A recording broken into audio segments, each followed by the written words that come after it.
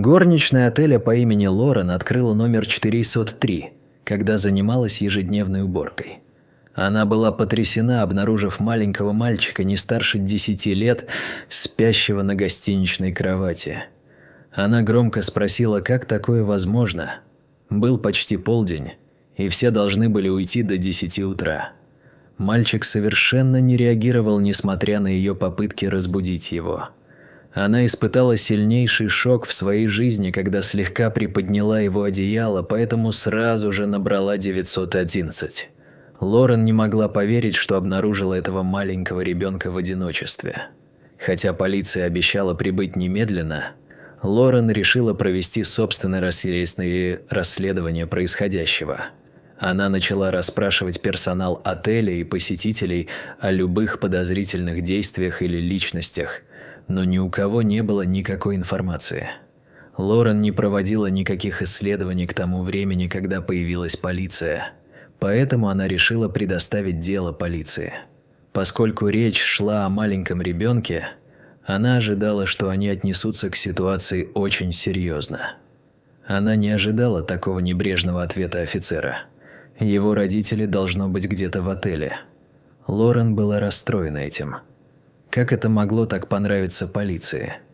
Однако, когда Лорен сняла одеяло, чтобы показать полицейским, что там было спрятано, они вдруг очень заинтересовались этим делом.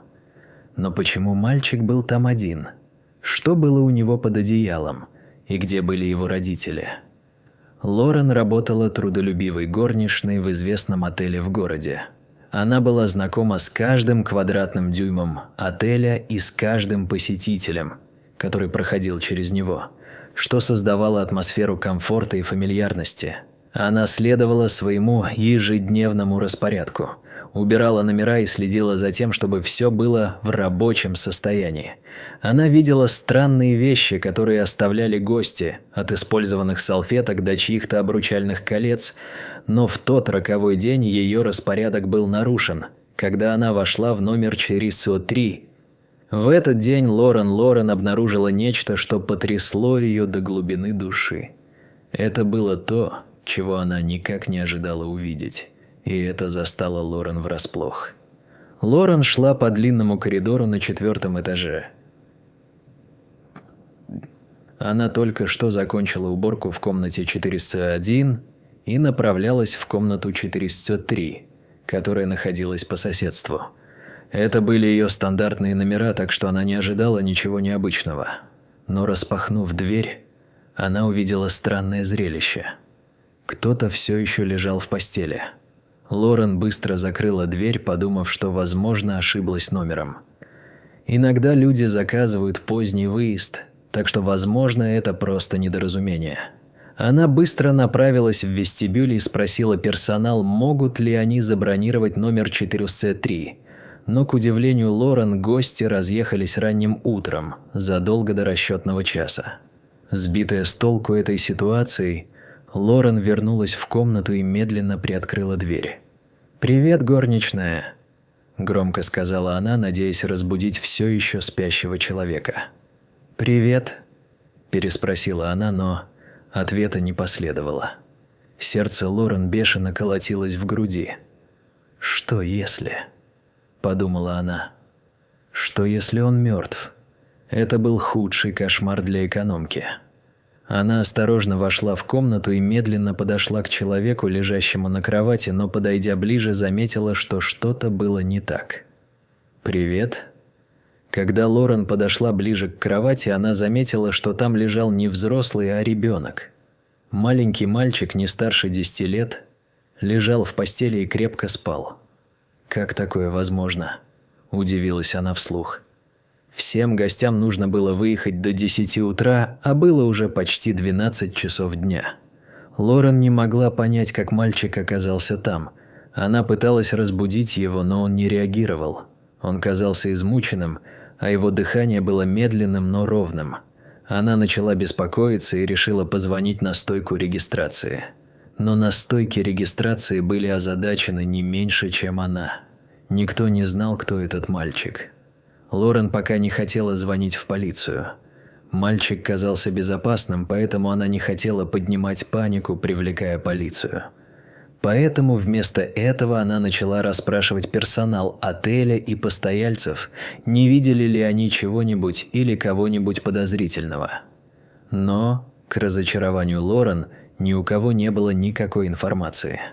Лорен не могла отделаться от ощущения, что она должна помочь ему, поэтому она сказалась больной до конца дня и осталась с мальчиком. Она взяла с собой ноутбук, чтобы самостоятельно провести небольшое исследование, просмотрев местные сообщения о пропавших людях и поискав какие-либо подсказки в социальных сетях. К сожалению, поиски Лорен не сильно помогли, поэтому она еще раз проверила мальчика, не проснулся ли он, но он все еще крепко спал. Ей действительно показалось очень странным, что мальчик спал таким глубоким сном, как будто не спал всю ночь напролет. Лорен смотрела на мальчика, и в ее голове проносились вопросы. «Кто ты такой?» – подумала она. Она наклонилась, чтобы еще немного натянуть одеяло на плечи мальчика. На нее. Но когда она наклонилась, то заметила кое-что странное. На одеяле было что-то вышито. Джи-Джи. Лорен присмотрелась повнимательнее и подумала, не инициалы ли это ребенка. Она плотнее прижала одеяло к себе и вдруг услышала странный звук. Испугавшись, что она могла разбудить ребенка, Лорен отступила на шаг назад, но ребенок все еще спал. Однако было что-то еще. Что-то торчало из-под одеяла. Это было похоже на маленький листок бумаги. Лорен медленно приподняла одеяло мальчика, но когда она прочитала то, что было написано на бумаге, то громко ахнула и немедленно позвонила в полицию. Ситуация внезапно приняла очень пугающий оборот. Лорен была очень удивлена тем, какой оборот приняла ситуация. Мальчик был в безопасности в отеле, но он не мог оставаться там вечно. Рано или поздно он проснется, и что они тогда будут делать? Она попросила полицию соблюдать осторожность. Непосредственной опасности не было, поэтому она попросила их не включать сирены. Через некоторое время Лорен услышала стук в дверь. Она посмотрела в глазок и увидела 2 полицейских, стоящих перед дверью. Она тихо открыла дверь и впустила полицейских внутрь. «В чем, по-видимому, дело, мисс?» – спросил один из полицейских. Итак, Лорен объяснила ситуацию. Полицейские были сбиты с толку рассказом Лорен. Они и раньше сталкивались со многими случаями пропажи детей, но им казалось, что этот случай не такой серьезный. Серьезный. Его родители, вероятно, где-то в отеле. Вы наводили справки. Лорен была ошеломлена беспечным поведением полицейских. Конечно, я поспрашивал кое-кого. Настроение Лорен мгновенно изменилось, когда она почувствовала, что полицейские не воспринимают ее всерьез. Они продолжали спрашивать ее, что она делала или чего не делала, и, казалось, больше не проявляли интереса к этому делу. По крайней мере, до тех пор, пока она не показала полицейским записку. Эта записка все изменила. Полицейские забрали записку у Лорен и сказали ей, что им нужно провести несколько тестов. Затем они свяжутся с ней как можно скорее. Лорен ожидала, что они заберут ребенка с собой или хотя бы устроят временный приют. Но офицеры в спешке уехали, оставив ребенка на ее попечение. Все это общение с полицией до сих пор проходило очень странно. Она просто не могла понять, как они могли не беспокоиться о состоянии маленького мальчика, который не просыпался несколько часов. Неужели они знали что-то, чего не знала она? На данный момент она чувствовала, что ничего не может сделать, кроме как просто присмотреть за этим бедным мальчиком и убедиться, что с ним все в порядке. И кто знает, может быть, его родители в конце концов вернутся в комнату, и тогда она сможет по-настоящему успокоить их. И вдруг Лорен кое-что пришло в голову. Лорен не могла поверить, что полицейские сами не подумали об этом. Запись с камер наблюдения. Мальчик не мог войти в отель без того, чтобы его не засняла хотя бы одна из камер. Может быть, если бы ей удалось просмотреть видеозапись, она смогла бы понять, что именно произошло. В отеле было одно центральное помещение службы безопасности, в котором все записи можно было просматривать в режиме реального времени. Но на самом деле такая ситуация возникала нечасто. Сотрудники отеля просто записывали все, и если что-то происходило, они всегда могли это сделать. Пожалуйста, просмотрите отснятый материал. Что было идеальным для Лорен? Охранник, имевший доступ в номер, присутствовал только с вечера до раннего утра, так как в течение дня в отеле происходило слишком много событий, чтобы что-то могло остаться незамеченным. Поэтому Лорен пришлось позвонить и попросить его прийти пораньше, чтобы помочь ей. Охранник сначала не проявил особого энтузиазма, но, когда Лорен объяснила ситуацию немного подробнее, он передумал. Он сам был отцом 2 маленьких мальчиков и не мог себе представить, что просто оставит их в гостиничном номере. Кто бы ни был ответственен за это, он должен был заплатить за свои действия. Потому что... Лорен понятия не имела, с какого времени мальчик находился в комнате один. Им пришлось медленно проигрывать запись с того момента, как она сама вошла в комнату. И, к ее удивлению, им действительно пришлось довольно долго ждать, прежде чем что-то увидеть. Дверь в комнату, казалось, не открывалась целых 4 дня. Для Лорен это не имело особого смысла, поскольку квесты были завершены утром того дня, когда она нашла мальчика. Что-то здесь не сходилось, но прошло совсем немного времени, прежде чем Лорен смогла связать все воедино. Наконец, на кадрах что-то произошло. Из комнаты вышли 2 человека. Лорен не могла узнать людей на кадрах, но смогла разглядеть пару черт. И эти черты лица сразу же заставили ее кое-что узнать. Сотрудники стойки регистрации описали людей, которые выезжали из номера тем утром, и они не были похожи на тех, кого Лорен видела на кадрах. Сколько человек было вовлечено в эту странную ситуацию?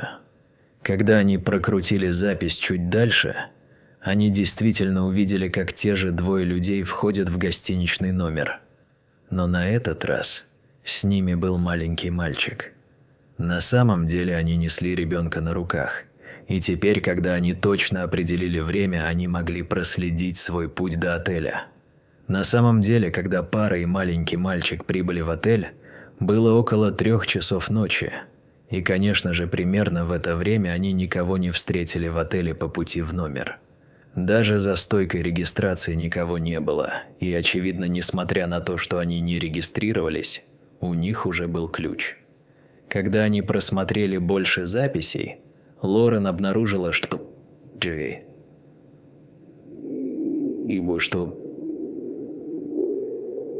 скорее всего те же люди, которые выезжали в то утро, кто регистрировались и неделей ранее. Но они даже не были в номере. Они, должно быть, отдали свои ключи людям, которые высадили мальчика. Но почему? Теперь для Лорен все стало гораздо яснее. Но у нее по-прежнему не было никаких ответов. Она проверила имена и копии удостоверений личности людей, которые зарегистрировались в этом номере, но ничего не смогла найти о них в интернете, и до сих пор полиция, казалось, тоже не проявляла интереса к их поискам. На этом этапе расследования Лорен натолкнулась на что-то вроде кирпичной стены, и ей оставалось только одно направление, куда двигаться дальше. С новой информацией, которую она собрала, она попыталась снова связаться с полицией, надеясь, что они воспользуются ее находками. И на удивление, в этот раз они были более восприимчивы к ней. На самом деле, они сказали ей, что несколько полицейских уже возвращаются в отель, чтобы встретиться с ней и маленьким мальчиком. Они назвали это прорывом в расследовании, основываясь на записке, которую Лорен нашла под одеялом мальчика. Лорен была очень взволнована. Наконец-то можно было что-то предпринять, чтобы помочь этому маленькому мальчику. Она уже вернулась в комнату, где, судя по всему, все еще крепко спал ребенок. Полиция планировала встретиться с ней в комнате, чтобы обсудить некоторые из своих находок и находок Лорен. Когда прибыла полиция, они снова не проявили никакого интереса к мальчику и сосредоточили все свое внимание на Лорен. Казалось, они были почти в восторге от того, что узнала Лорен, и прежде чем она смогла вытянуть из них какую-либо информацию, ей пришлось рассказать им все. По мере того, как Лорен рассказывала офицерам все больше и больше, лица офицеров, казалось, просветлели, и на них появились широкие улыбки. Прежде чем она закончила, некоторые офицеры даже начали давать друг другу 5. Лорен не могла понять, что происходит, и чувствовала себя очень оскорбленной из-за того, что они, судя по всему, не воспринимали ее всерьез. Но правда оказалась еще хуже. Когда полицейские заметили, что Лорен понятия не имеет, почему они так реагируют, один из них прошел мимо нее прямо к маленькому мальчику. Вся краска мгновенно отхлынула от лица Лорен, когда он схватил мальчика за шею. Она хотела наброситься на полицейских со всей силы, что у нее была, и через несколько секунд покраснела. Но для Лорен все прекратилось, когда офицер с широкой улыбкой на лице сказал ей, что это не настоящий мальчик, а реалистичный полицейский манекен для тренировок. Лорен была ошеломлена. Полицейский тренировочный манекен? Означало ли это, что они действительно были ответственны за то, что поместили его здесь? И в некотором смысле так оно и было. Не эти офицеры в частности, а один из их тренеров, как оказалось, был ответственен за все это безумие.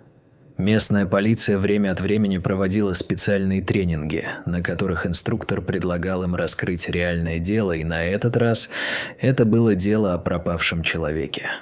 Задача состояла в том, чтобы найти этого маленького мальчика, которого тренер спрятал в гостиничном номере с табличкой «Не беспокоить». Как доставили мальчика и кто регистрировался в номере, было оговорено заранее. И офицеры действительно получили задание этим утром. И поскольку они были так сосредоточены на этом учебном деле, то поначалу не очень-то стремились помочь Лорен. Но когда она показала им записку, они вдруг поняли, что это, вероятно, тот мальчик, которого они должны были найти.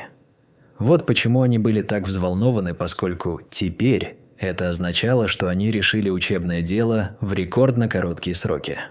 По-видимому, владелец отеля знал о том, что происходит, и согласился на это, но забыл сообщить об этом своим сотрудникам. Но несмотря на это, Лорен все еще была в ярости.